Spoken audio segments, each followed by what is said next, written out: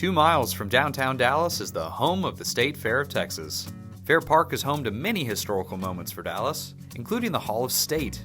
Built in 1936 for the Texas Centennial Exposition, the Hall of State is a beacon for Texas history. You know, the Hall of State is arguably one of the 3 most important buildings in the state of Texas, and I'm talking about the Alamo, the state capitol, and the Hall of State, all on this list of prominence. It's one of the best examples of Art Deco architecture in the United States, and it was built at the 100th anniversary of Texas, so the Texas Centennial Exposition, it was a feature element of that celebration. So Fair Park at that time, when downtown was truly the main part of the city and the neighborhood slowly started to populate around it, that population that settled there is largely a Jewish community, and if you go there today you'll see those houses still remain. The other neighborhood is Wheatley Place, and Wheatley Place came about around the same time, and they were populated by a large majority of affluent African American citizens. So it was a really interesting time to see both of those communities growing there during that time period. So one of the more well-known homes at Wheatley Place is the home of Juanita Craft. So she's a well-known figure in history as a civil rights leader. Her home still stands there today. You can go and visit it.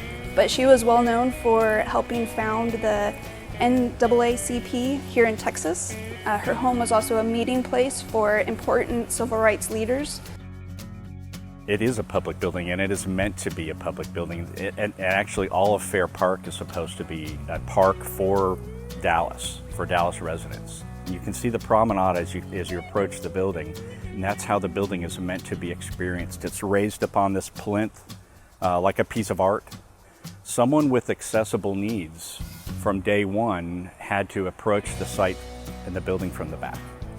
That's not a quality of design experience. So from day one, we sought to find what is the best way to get people on this first level and then ultimately on the second level in a way that gives you the equal design experience of that procession into the building. I think we're very successful doing that.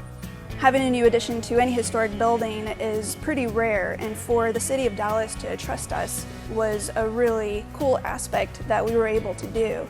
What you see here are 2 new ramps to the building. The first one gets you up to the courtyard level, and the second one that we're standing next to gets you up to this colonnade, which then guides you to the main entrance to the front of the doors, which is a really big deal for everyone to have equal facilitation into a public building that's so important to Texas like this one.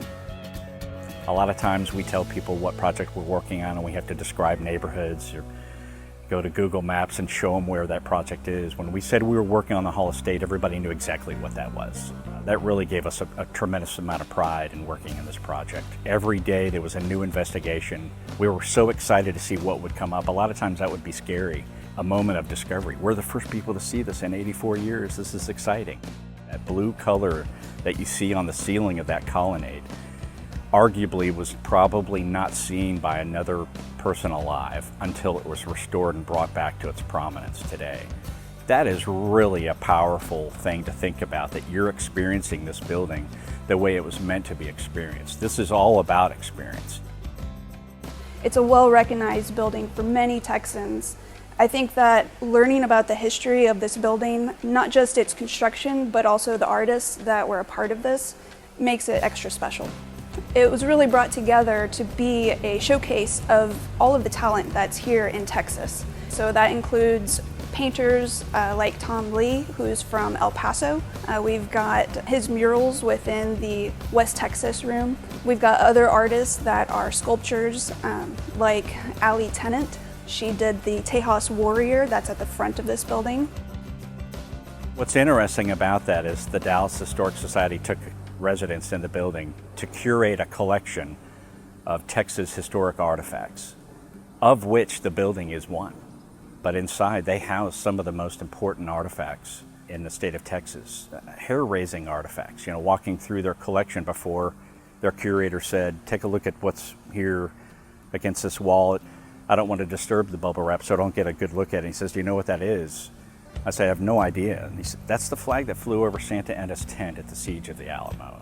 You know, the hair raised on my neck. I mean, those are the kind of artifacts that Dallas Historic Society is curating and maintaining, that and many others. One of the biggest issues for this building, and really what prompted the 2017 bond, was the moisture issues. So out of the entire fair grounds, the lowest point happens to be just behind this building. The majority of the moisture was occurring on that side of the building, entering into the basement, entering into where they store all the archives. So as you can imagine, it's really bad news. Another big issue was the moisture issues they had within the building. So previous to this project completion, if you walked into the Hall of State and looked up, you would see the ceiling deteriorating. It's got a beautiful plaster ceiling with aluminum leaf imprinted onto the ceiling as well. It's very decorative. So what you see now with the restoration are those historic paint colors, which is pretty interesting to see a ceiling come back to life that way. One of my hopes for Hall of State, once everything is complete, is to see more people visit it. You can drive in here, park, and tour the grounds. So that includes the fountain, this building, the Hall of State, and the multiple museums that are behind us as well. I myself come here just to walk the dog or ride my bike around the park, and it's always a really nice time. It's not always very busy, which is good and bad at the same time. It would be nice to see more people here using the facilities. You have to know where you were in the past. The Hall of State is a key component to that, so is Fair Park.